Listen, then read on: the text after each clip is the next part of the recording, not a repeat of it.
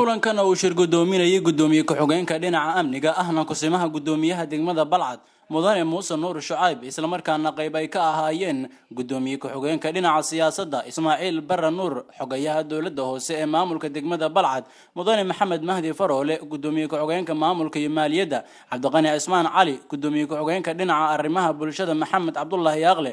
gudoomiyaha maxkamadda Axmed Maxamed Aawadaadka iyo taliyaasha booliiska nabad sugidda ee degmada Balcad ayaa ujeedkiisu ahaa ka falcelinta hadallo xanaf leh oo ka dhan ah maamulka degmada Balcad ee gobolka Shabeellaha Dhexe isla markaana lagu baahiyay baraha bulshada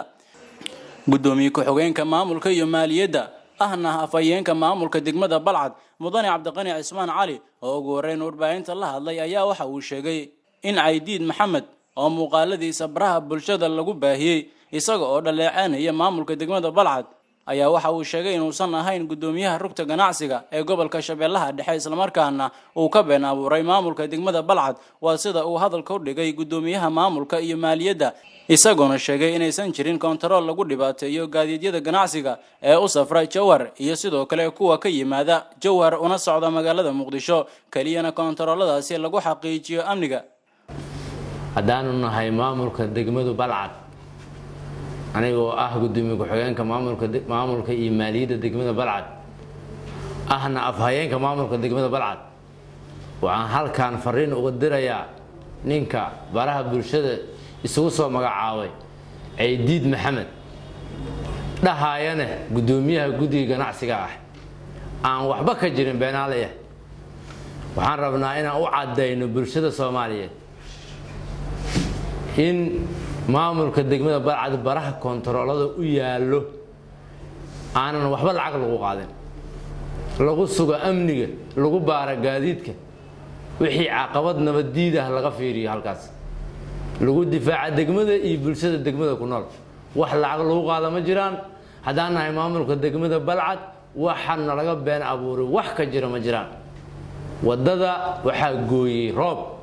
waxa gooyay qolo nabadiid ah lagu qarxiyay gaari hoomay ah 20 dhowr qof ku dhimatay waa ognahay waxa ka dhacay wadada waxa ka jira qof moog malyaan indhaha laga daboolan ninkan dhahaya gudoomiyaha guddiga ganacsiga ah waa naqaana waa la soconaa meesha joogana waa ognahay naga maamulanahay shalay maamulana soo magacaabay waana taaganahay cilada aan leenahay caqabada leenahay madaxna laga dacwooda leenahay waxaan fariin u direynaa gaadiidleyda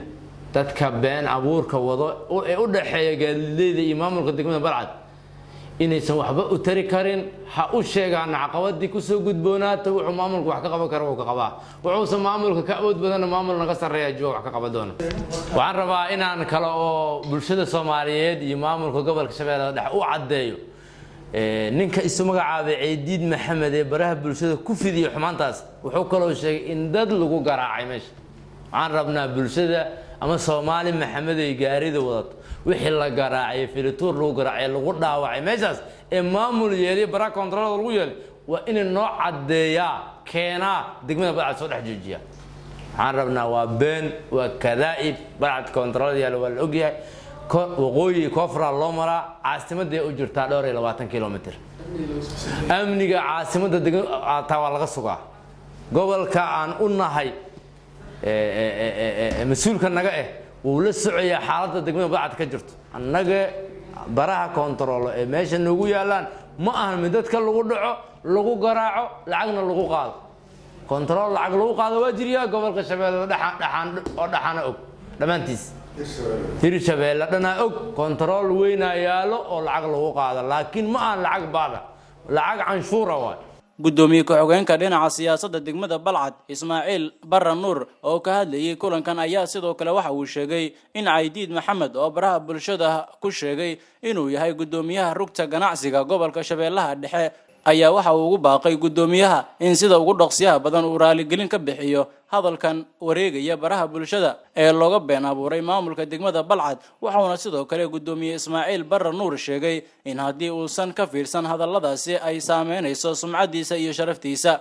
waxaan rabaa inaan ka hadlo eedeynta oo been abuurka oo raadka iyo salka aan lahayn oo ka hadlay ninka sheeganayo gudoomiyaha rugta ganacsiga ee gobolka Shabeellaha Dhexe waxaan leenahay waa beentiis waa been abuur waxa uu baraha bulshada oo ka sheegayo ma aan wax nin mas'uuliyad haayo oo magac mas'uuliyad sheeganayo waxa uu ku hadlo waxaasi amba uu ka hadlo maamulka degmada Balcad annaga kamid ah aniga waxaan ahay gudoomiye ku-xigeenka siyaasadda degmada Balcad waxa iga horeeyay gudoomiye ku-xigeenkii maaliyadda iyo maamulka iyo maaliyadda ma jirto wax dhaqaalaha uu sheegayo iyo baadda oo ka hadlayo meesha degmada waxa ka jira maamul waxa ka jira dawlad waxa ka jirta abni jagboontiyada oo carabaabay oo leeyahay garasdeelle iyo mukaygana waa kuwa degmada looga baxo iyo mid laga soo galo oo laga xaqiijiyo abniga degmada nabadgelyadeeda waxa jooga ciidamo abniga degmada ka sugo waxa lagu baaraa cid ka soo galaysa cid ka baxaysa ma jirto wax dhaqaale looga qaado halkaas gudoomiyaha maaliyadda ayaa ka hadlay wuxuu xaqiijiyay in aan laga qaadin wax lacag sharci darro ah waxaan leenahay mas'uuliyiinta dadka mas'uuliyiinta sheeganayo ee ka hadlayo baraha bulshooyinka iyo meelaha waxyaabaha aan munaasabka ahayn ka hadlayo waxaan leeyahay kawaantooga ma haboona mas'uuliyad ma ahan waxaas wax oo qof mas'uuliyad sheeganayo oo ka hadlo haddii dhaliil iyo ay jirto waxa jooga degmada mas'uuliyiin waxa jooga maamul oo anaga ka mid nahay waxaan ka war helnay annaga dacayadiisa baraha bulshada oo la taagan yahay ma aqbali karno mana ugu dulqaadan karno waxaan leenahay ka joog waxaan ugu baaqaynaa ka joog ka noqo raaclena raaligelin ka bixi mooryaan ma joogto meesha waxa jooga maamul oo madax u yahay gudoomiye qaasin iyo gudoomiye ku-xigeenno ka shaqeeya degmada Balcad oo soo magacaabay madaxweynaha dowlad goboleedka Hirshabeelle wasiirka arrimaha gudaha wasiir Caadle maamul dawli ayaa ka jiro waxaan leenahay